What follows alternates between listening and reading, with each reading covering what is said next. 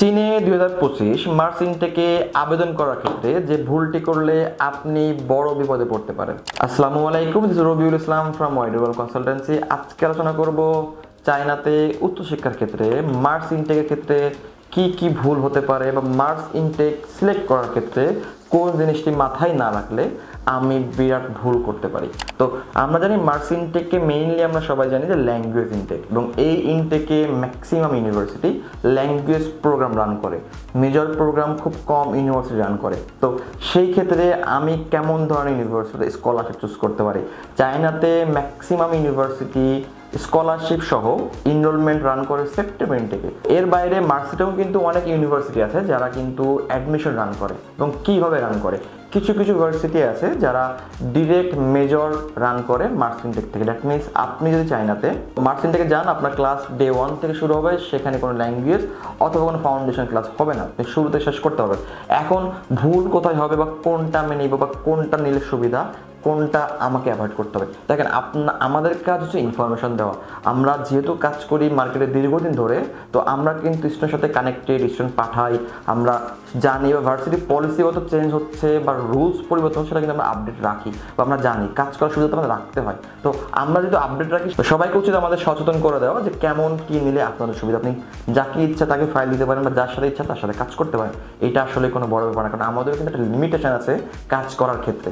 তো আমি বারবার সবাইকে বলবো যে মার্চ ইনটেকে আবেদনের ক্ষেত্রে যে জিনিসটা মাথায় রাখবেন বা যে বিপদটা আপনার আসতে পারে, সেটা হলো X1 ও X2 ভিসা। এখন X1 X2 ভিসা কি? X1 X2 ভিসা হলো চায়নাতে যদি আপনি কোনো short term language course choose করেন, তাহলে আপনার ভিসা ক্যাটাগরি হবে X2 ভিসা। যদি আপনি 6 মাসের অধিক কোনো ল্যাঙ্গুয়েজ কোর্স বা 6 মাস অধিক কোনো ডিউরেশনের কোনো কোর্স চুজ করেন, তাহলে কিন্তু আপনার ভিসা হবে X1 ভিসা। এখন যে প্রবলেমটা মার্চ ইনটেকের ক্ষেত্রে হয় বা স্টুডেন্টগুলো ভুল করে, যেহেতু তারা চায়নাতে মার্চ ইনটেক যাচ্ছে, যেহেতু মার্চ ইনটেক ল্যাঙ্গুয়েজ প্রোগ্রাম, সেক্ষেত্রে তারা কিন্তু নির্বাচন করে এমন একটা ইনস্টিটিউট বা ভোকেশনাল কলেজ বা ইউনিভার্সিটি যেখানে সে পড়বে না বা যেখানে টিউশন ফি, হোস্টেল ফি খুবই কম, লাইক 2000, 1500, 3000 RMB। এখন এই কম টাকার কারণে সে জানে যে সে নিজে ওখানে পড়বে না। লাইক আপনি ব্যাচেলরের শিক্ষার্থী, আপনি টিউশন ফিস কমের কারণে আপনি একটা ভোকেশনাল কলেজ চুজ করছেন।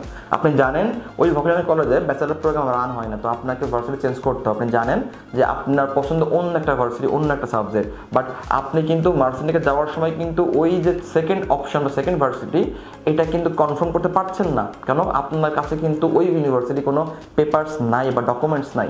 দ্যাট মিনস আপনি যাওয়ার পরে যখন ওই university second university admission open করবে, তখন আপনাকে অ্যাপ্লাই করতে হবে। তো আপনি অ্যাপ্লাই করলেন, অ্যাডমিশনে পাইলেন, বাট প্রবলেমটা কি হচ্ছে? যেহেতু আপনি যাচ্ছেন শুধুমাত্র একটা ল্যাঙ্গুয়েজ প্রোগ্রামের জন্য, সেক্ষেত্রে আপনার কিন্তু X2 ভিসা দিচ্ছে এম্বাসি। দ্যাট মিনস 6 মান্থের কোর্সে ভিসা দিচ্ছে। যখন আপনি আপনার সেকেন্ড ইউনিভার্সিটি পাচ্ছেন, কনফার্ম করছেন, তখন যখন আপনি যাচ্ছেন পেপারস নিয়ে নতুন করে ভিসা কনভার্ট করতে, তখন ভার্সিটি বলছে যে তোমার X2 ভিসা আমি কনভার্ট করবো না, তুমি আবার দেশে যাও, দেশ থেকে ব্যাক করে নতুন করে X1 ভিসা নিয়ে আসো। ইদানিং এই প্রবলেম হচ্ছে বা এবং এই প্রবলেম পড়ার চান্সেস খুব বেশি 2025 সালের জন্য।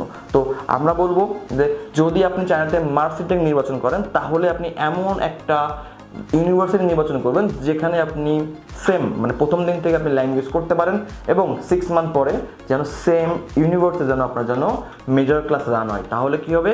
আপনি কিন্তু পেপারস পাচ্ছেন বাংলাদেশে কিন্তু 2টা পেপারস পাচ্ছেন, অথবা এক পেপারসে আপনি কিন্তু বাংলাদেশ থেকে 2টা কোর্সে কিন্তু পেপারস পাচ্ছেন, যেটা শুরু হচ্ছে মার্চ মাস থেকে সেপ্টেম্বর পর্যন্ত আপনার ল্যাঙ্গুয়েজ, এবং সেপ্টেম্বর থেকে সেম ইউনিভার্সিটিতে আপনার কিন্তু মেজর ক্লাস। দ্যাট মিনস 4.5 বছর প্রোগ্রাম বা প্রোগ্রামের থেকে 6 মান্থ বেশি।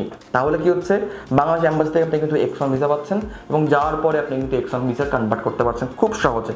তাহলে আপনার কোনো প্রবলেম হচ্ছে না, কারণ আপনি জানেন যে আপনি ওই ইউনিভার্সিটি ল্যাঙ্গুয়েজ করবেন, এবং ওই ইউনিভার্সিটিতে আপনি কিন্তু মেজর আপনি ক্লাস শুরু করবেন। এবং ভার্সিটি কিন্তু এটা জানে যে আপনি এসেছেন এখানে শুধুমাত্র ল্যাঙ্গুয়েজ করার জন্য না, আপনি এসেছেন ল্যাঙ্গুয়েজ এবং মেজর করার জন্য। সেক্ষেত্রে কি হচ্ছে? ভার্সিটিগুলো ল্যাঙ্গুয়েজ কোর্সের সাথে সাথে আপনার কিন্তু ফাউন্ডেশনে কিন্তু আপনাকে দক্ষ করে দিচ্ছে।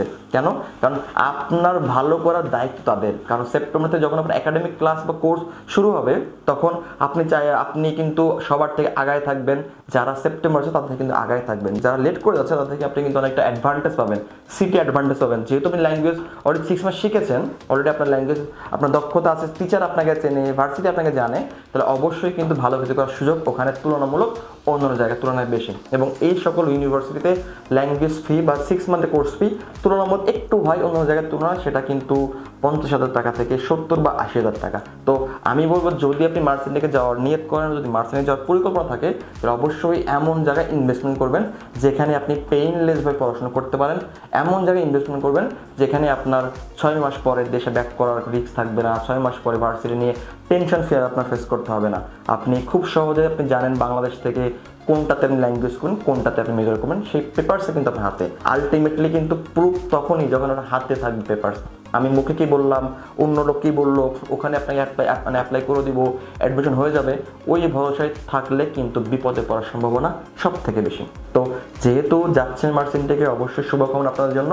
এই কথাগুলো মাথায় রাখলে আশা করি চায়নাতে যে বড় ভুলটার কথা আমি বললাম বা যে বড় বিপদের কথা আমি বললাম, এইটা হওয়া থেকে আপনার হয়তো বা মুক্তি পেতে পারেন। তো আমরা ওয়াইডার ওয়ার্ল্ড কনসালটেন্সি 5 বছর এই সময় ধরে চায়না বিভিন্ন ইউনিভার্সিটি স্কলারশিপ নিয়ে কাজ করে আসছি। আপনারা চাইলে আমাদের সাথে সরাসরি অফিসে আসতে পারেন, কথা বলতে পারেন, হোয়াটসঅ্যাপ করতে পারেন। আমরা আমাদের টিম সবসময় আছি আপনাদের সাথে। ভালো থাকবেন। আসসালামু আলাইকুম।